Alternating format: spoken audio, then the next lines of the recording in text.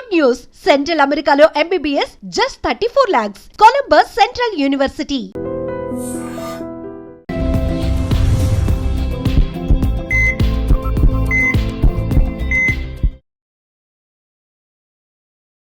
నమస్తే, welcome back to IT media. మన ఆయుర్వేదం ప్రోగ్రామ్కి అందరికీ స్వాగతం. సో ఈరోజు మనతో ఒక స్పెషల్ గెస్ట్ ఉన్నారు. వంటింటి చిట్కాలకు కేర్ ఆఫ్ అడ్రస్ అయిన మధుసూదన్ శర్మ గారు. కొన్ని ఏళ్లగా 35 ఏళ్ల పైగా కూడా ఆయన ఆయుర్వేద వైద్యాన్ని అందిస్తున్నారు. సో ఈరోజు నేరేడు పళ్ళు చక్కగా, అంటే ఇప్పుడు హైబ్రిడ్ దొరుకుతున్నాయి ఎక్కువ, బట్ మన చిన్నప్పుడు ఊర్లో ఎక్కడో ఒక చెట్టు ఉంటుంది, చక్కగా అందరం ఆడుకుంటూ వెళ్ళి అక్కడికి ఎప్పుడు పడతాయా పొద్దున్నే స్కూల్స్ దగ్గర కావాలని వాటి కోసం కూడా వెళ్ళేవాళ్ళం. మరి ఈ నేరేడు పళ్ళని తినడం వల్ల మనకి ఎలాంటి ఆరోగ్య ప్రయోజనాలు ఉంటాయి, దట్టు షుగర్ వాళ్ళకు కూడా బాగా పనిచేస్తాయి అని చెప్తున్నారు. ఇవి మరి హైబ్రిడ్ తినాలా, నాటుకాయలు ఎక్కడ దొరుకుతాయి, అవి తీసుకుంటే ఎలాంటి ఆరోగ్య ప్రయోజనాలు ఉంటాయి, ఇవన్నీ తెలుసుకుందాము. నమస్తే సార్. నమస్తే. ఎలా ఉన్నారు సార్? బాగున్నామా? సో నేరేడు పళ్ళు అన్నప్పుడు చక్కగా మనకేవో మెమరీస్ గుర్తొస్తుంటాయి. చిన్నప్పుడు వాటి కోసం పరిగెత్తడం గానివ్వండి, ముందుగా వెళ్ళి ఆ కింద పడినవన్నీ తీసుకొని తినడం గానివ్వండి.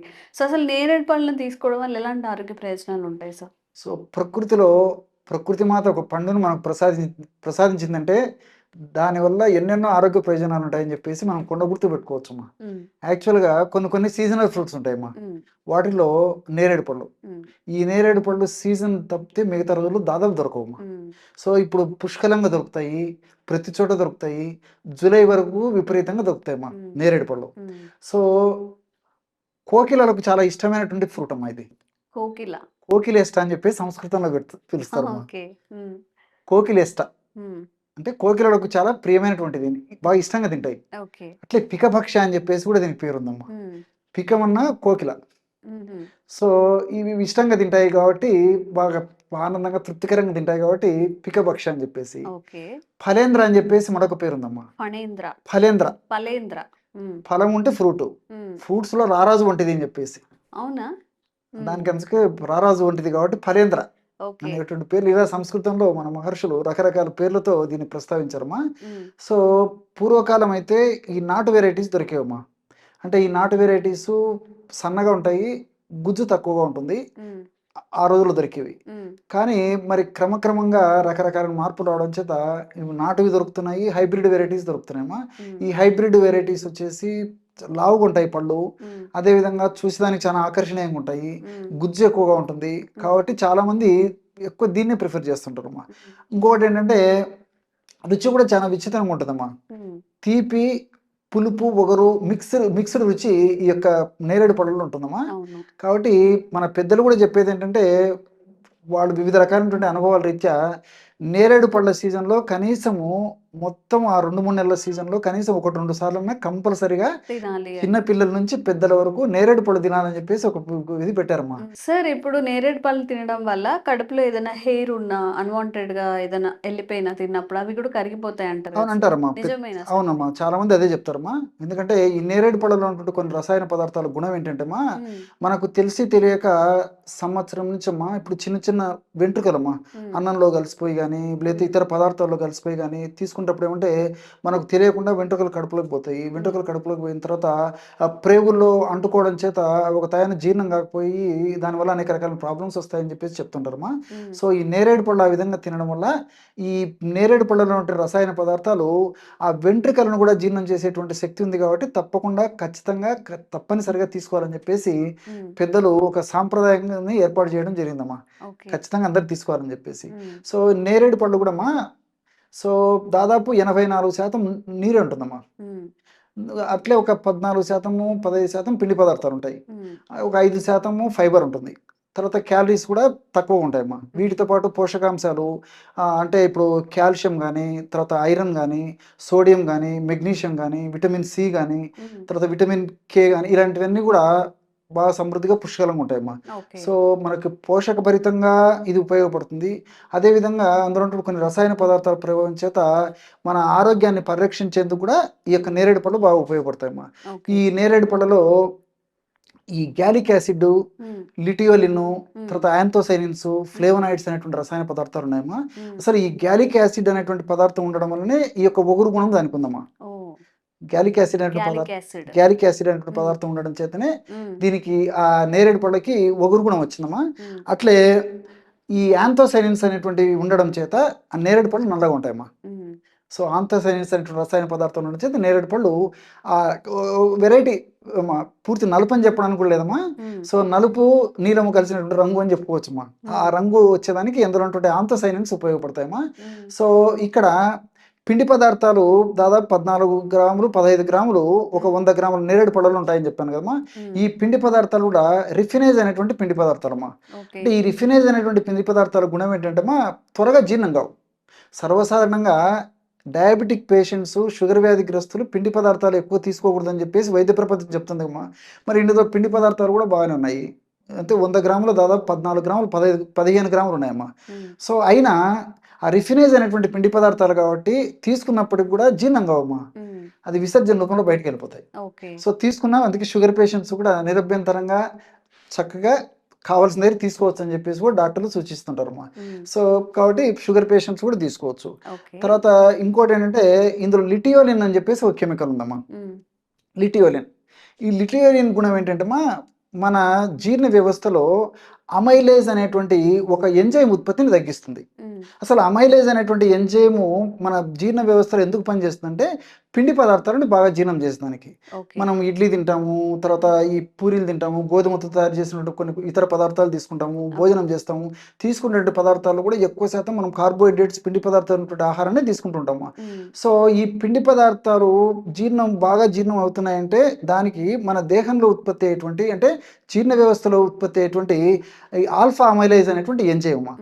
సో ఈ లిటియోలిన్ అనేటువంటి రసాయన పదార్థం ఈ యొక్క నేరేడు పళ్ళలో ఉండడం చేత ఇదేం చేస్తుందంటే ఈ ఆల్ఫా అమైలేజ్ అనేటువంటి ఒక ఎంజైమ్ ఉత్పత్తిని తగ్గిస్తుందమ్మా. ఎప్పుడైతే ఎంజైమ్ ఉత్పత్తి తగ్గిపోతుందో మీరు పిండి పదార్థాలు ఎక్కువ తీసుకున్నప్పటికీ జీర్ణం చేసేటువంటి ఎంజైమ్ లేదు కదమ్మా. అప్పుడు చాలా స్లోగా జీర్ణం కావడము ఆ పద్ధతులు జరుగుతుంది. కాబట్టి షుగర్ త్వరగా పెరగకుండా ఉండేందుకు కూడా ఇది పరోక్షంగా ఉపయోగపడుతుంది. అంతేకాకుండా రెండోది ఏంటంటే యాంథోసైనిన్స్ అని చెప్పేసి చెప్పాను మీకు మొదట్లో ప్రస్తావించేటప్పుడే. ఈ యాంథోసైనిన్స్ గుణం ఏంటంటే జీర్ణ వ్యవస్థలో ఇంక్రెటిన్స్ అని చెప్పేసి ఒక హార్మోన్స్ ఎక్కువ డెవలప్ చేస్తాయి. సో ఎప్పుడైతే ఇంక్రెటిన్స్ అనేటువంటి హార్మోన్స్ ఎక్కువ ఉత్పత్తి అవుతాయో ఇవేం చేస్తాయంటే ఈ ప్యాంక్రియాస్ పక్కన ప్యాంక్రియాస్ ఉంటుందమ్మా. ఈ ఇన్సులిన్ ఉత్పత్తి చేసేటువంటి ప్యాంక్రియాస్ను స్టిమ్యులేట్ చేసేసి ఇన్సులిన్ ఎక్కువగా ఉత్పత్తి అయ్యేటట్టు ఈ యాంథోసైనిన్స్ ఉపయోగపడతాయి. సర్వసాధారణంగా ఏమంటే మనకు పిండి పదార్థాలు వల్ల ఈ గ్లూకోజ్ తయారయ్యి ఆ గ్లూకోజు మరి రక్తంలో కలిసిన తర్వాత కొన్ని ప్రక్రియలు జరిగేసేసి ఆ యొక్క రక్తంలో ఉన్నటువంటి గ్లూకోజ్ కణంలోకి వెళ్ళాలంటే ఇన్సులిన్ అవసరం. ఇన్సులిన్ ఉత్పత్తి బాగున్నప్పుడు దాని యొక్క పనితనం వల్ల ఈజీగా మరి రక్తంలో ఉన్నటువంటి చక్కెర కూడా త్వరగా కణంలోకి పోయేదానికి అవకాశం ఉంటుంది. అట్లే ఇందులో ఫైబర్ శాతం కూడా ఉందమ్మా.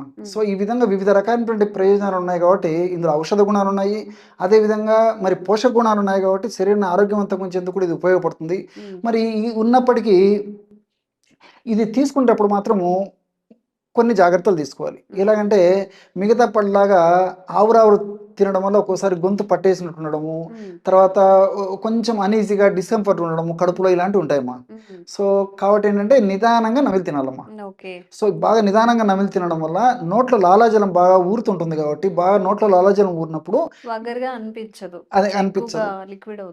లాలాజలము చారత్వం ఉంటుంది కదమ్మా. సో అది కలవడం వల్ల ఏమైతుందంటే ఈ గొంతు పట్టేయడం కానీ ఉగరుగా అనిపించడం కానీ స్టమక్లో డిస్కంఫర్ట్ ఉండడం కానీ అట్లా ఉండదు. కాబట్టి నిదానంగా బాగా నమిలి మింగేశారమ్మా. అదొకటి. రెండోది ఏంటంటే మరి కాస్త జస్ట్ పెప్పర్, ఈ మిరియాల పొడి, అదేవిధంగా కాస్త ఉప్పు నీళ్లు చల్లేసి తినాలమ్మా. చాలా మందికి తెలియదు అది. పెప్పర్ ఇంకా మిరియాల పొడి, ఉప్పు అమ్మా. నీళ్ళలో ఉప్పు వేసేసి లిక్విడ్ తయారు చేస్తాం. ఉప్పు నీళ్లు, సాల్ట్ వాటర్ జస్ట్ కొద్దిగా స్ప్రింకిల్ చేసి తింటే టేస్ట్ బాగుంటుంది, గొంతు పట్టేయడం ఉండదు, కడుపులో వికారంగా ఉండదు. సో అలా తీసుకోవచ్చు. తర్వాత దాదాపు ఒక 20 నేరేడు పళ్ళ వరకు కూడా తినొచ్చమ్మా. సో 10 నుంచి 20 నేరేడు పళ్ళ వరకు ఒక డోసు తీసుకోవచ్చు, ఇబ్బంది ఏమి ఉండదు. సో ఈ పద్ధతిలో అవగాహన స్పృహతో ఆ యొక్క నేరేడు పళ్ళను సీజనల్లో సద్వినియోగం చేసుకోవడంలో చాలా చాలా ఉపయోగాలు ఉన్నాయమ్మా. రెండోది ఏంటంటే చెప్పాను కదమ్మా, ఇందులో ఫలేంద్ర అని ఫస్ట్లో చెప్పాను, ఫలాల్లో రాజు వంటిదేని ఉన్నటువంటి ఫ్రూట్స్లో మనకు అవైలబుల్ ఉన్నటువంటి ఫ్రూట్స్లో హైయెస్ట్ యాంటీ ఆక్సిడెంట్స్ ఎందులో ఉంటాయంటే నేరేడు పళ్ళలో ఉంటాయని చెప్పేసి కూడా చెప్తారమ్మా. ఓకే. సో మనకు యాంటీ ఆక్సిడెంట్ చాలా చాలా అవసరం. ఈ యాంటీ ఆక్సిడెంట్స్ ఉన్నటువంటి పదార్థాలను వాడుకోవడం వల్ల బాడీలో ఉన్నటువంటి కణాలు చాలా చైతన్యవంతమై, కణజాలాలు చాలా చైతన్యవంతమై రోగనిరోధక శక్తిని పెంచేందుకు చాలా ఉపయోగపడతాయమ్మా. ఓకే. సో సర్వసాధారణంగా ఈ వర్షాకాలం ప్రారంభంలోనే ఈ యొక్క పండు మనకు దొరుకుతాయి కాబట్టి వర్షాకాలంలో వర్షపు నీరు ప్రభావం చేత, మురికి నీరు ప్రభావం చేత, నీళ్లు కలుషితం కావడం చేత వివిధ రకాలైనటువంటి వ్యాధులు వచ్చేటువంటి పరిస్థితి ఏర్పడుతుందమ్మా. సో మనం ఈ నేరేడు పళ్ళను తీసుకోవడం వల్ల ఈ యాంటీ ఆక్సిడెంట్ ప్రాపర్టీస్ దీనికి బాగా ఉన్నాయి కాబట్టి విపరీతంగా వ్యాధి నిరోధక శక్తి పెరిగిపోతుందమ్మా.